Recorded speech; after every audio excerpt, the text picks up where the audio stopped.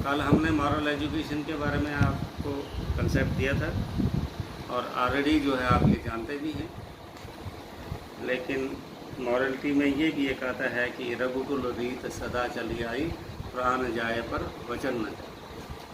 कि एक बार वचन दे दिया तो उससे पीछे हटना नहीं है।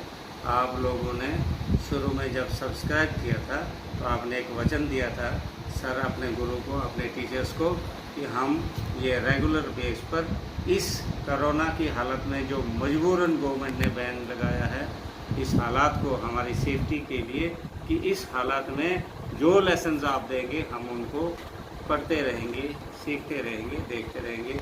लेकिन बहुत अफसोस होता है बार बार कहकर कि इतने सब्सक्राइबर होने के बावजूद जब मैं उस फ़ोन को देखता हूँ तो रोने का दिल करता है कि एक व्यू 250 बच्चे अगर हों, 250 में से अगर 200 भी अगर उस ग्रुप में शामिल हों तो उन 200 में से अगर एक बच्चा व्यू करता है उस लेसन को तो उस टीचर का दिल छलनी हो जाता है कि मैं किस लिए लेसन तैयार कर रहा हूँ, मैं किस लिए अपनी ये मेहनत कर रहा हूँ, जब कोई देख ही नहीं रहा है, जब आप लोग इसका बेनिफिट ही नहीं ले रहे। बहुत से लोग कहते हैं अभी जी मैंने फिज़िकल एजुकेशन शुरू ही नहीं किया, अभी मैंने पंडित जी को मुहूर्त दिखाना है तो फिर फिज़िकल एजुकेशन तो ऐसे ही हो जाता है। कोई सब्जेक्ट इजी नहीं होता है, कोई सब्जेक्ट डिफ़िकल्ट नहीं होता है, हर एक को आपने बराबर वेटेज देनी है। और मैं सजेशन ये दूंगा कि आप डेली बेस पर एक एक घंटा हर सब्जेक्ट को लगाइए। और मुझे जो लग रहा है कि हो सकता है आपके जो है मल्टीपल चॉइस टाइप के क्वेश्चन जो है आपको पूछे जाएंगे, तो उस समय आपको बहुत दिक्कत आ जाएगी। अगर आपने डिटेल में स्टडी नहीं की होगी, उस वक्त अगर आप करोगे तो बहुत मुश्किल हो जाएगा। अगर सिलेबस भी कम होगा, मान लो इस हालत में आपको गलत कंसेप्ट आ गया होगा कि हमें जी ऐसे प्रमोशन दे देंगे, नवंबर तक जो है ऐसा नहीं मुझे लगता है। और अगर कुछ हुआ भी तो ओपन चॉइस में क्वेश्चन आपको मान लो दे देते हैं कि attempt any 10 questions out of 20, तो उसमें जब तक आपने डिटेल नहीं किया होगा नहीं कर पाएंगे। अगर मल्टीपल चॉइस क्वेश्चन पूछे तो अगर आपको डिटेल मालूम नहीं है तो नहीं कर पाओगे, किसको पूछोगे। तो मैं बार बार वीडियोस के थ्रू आपको बता रहा हूँ।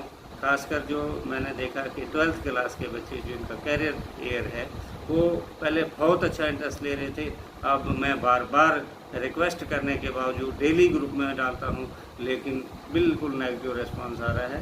तो ये आपके लिए अच्छी बात नहीं है। हम तो अपना धर्म निभा रहे हैं, आप अपना धर्म निभाइए, तभी हम जो है इसमें सक्सेसफुल हो सकते हैं। तो मॉरल एजुकेशन जो है फिज़िकल एजुकेशन के थ्रू कैसे दिया जा सकता है। बात कहाँ से शुरू हुई थी कि मॉरल एजुकेशन में ये भी था कि हमने एक बार कमिटमेंट कर दी तो फिर हमने उस पर स्टैंड करना है, ये प्रिंसिपल्स की बात होती है। तो हमें कुछ वैल्यूज़ अपने आप में पैदा करनी, ट्रूथफुलनेस, सच पर खड़े रहना है, भाईचारा, कॉपरेशन, फ्रेंडशिप, यहाँ तक कि जीव जंतु के साथ भी हमारी फ्रेंडशिप हो, इंसाफ होना चाहिए। ये कुछ वैल्यूज़ हैं मॉरल एजुकेशन से, ये चीज़ें जो है हमारे अंदर पैदा हो जाती हैं। दूसरा, मॉरल एजुकेशन से हमें एक्सपीरियंस भी मिलता है। मान लो हम जब किसी टीम में खेलते हैं तो वहाँ सीनियर खिलाड़ी भी होते हैं। अब सीनियर खिलाड़ी ने जो है पिछले 20 सालों में उस गेम में खेला है और एक नया जो है अभी उसको 20 दिन भी नहीं हुए हैं, तो वो 20 सालों का जो एक्सपीरियंस है वो उस नौजवान को भी मिलेगा। तो फिज़िकल एजुकेटर्स और स्पोर्ट्स पर्सन जो है ये डिफरेंट स्टेट्स, डिफरेंट कंट्रीज़ के जब इकट्ठे मिलके खेलते हैं या बैठते हैं तो जो सीनियर्स का एक्सपीरियंस होता है वो जूनियर्स तक पहुंचता है।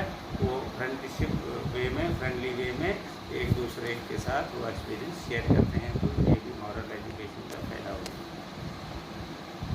Sense of responsibility. देखिए स्टूडेंट्स, मैं बार बार कहता हूँ आप लेसन देखिए ना देखिए,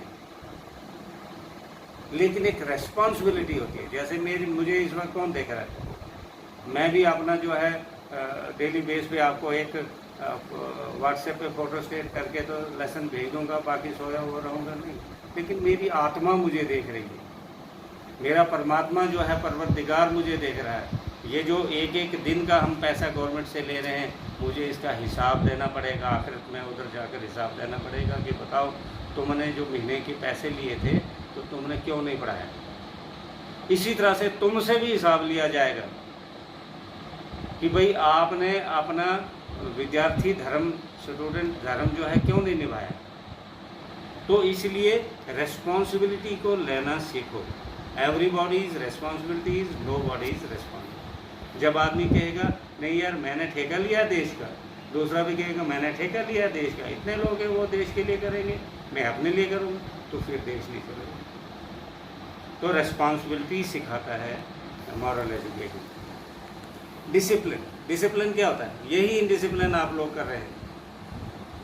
हाँ सर जी मैंने वीडियो रखी है, लेकिन मैं ना मुझे फीवर था, हाँ जी मुझे आज मौका नहीं मिला, हाँ जी आज मुझे मोबाइल फ़ोन नहीं मिला, हाँ जी मेरा वो चार्ज नहीं था, सब बहाने। This is indiscipline. इनडिसिप्लिन क्या होता है? इनडिसिप्लिन यही होता है जब आप अपनी ड्यूटीज़ पर पाबंद नहीं रहते हैं। 10 बजे स्कूल लगता है, 10 ही बजे आना है, that is discipline. Class attend करनी है, दैट इज़ डिसिप्लिन। यूनिफॉर्म में आना है, दैट इज़ डिसिप्लिन। किसी रूल को फॉलो करना है तो करना है, दैट इज़ डिसिप्लिन। इस वक्त अगर बोला कि लॉकडाउन में अंदर रहना है, किसी के साथ जो है बाहर ज़्यादा मेल मिलाप नहीं करना है, तो अगर हम करते हैं दैट इज़ इनडिसिप्लिन। अगर हम उस बात को फॉलो करते हैं, कानून को मानते हैं, जैसे हमें डायरेक्शन दी गई, दैट इज़ डिसिप्लिन।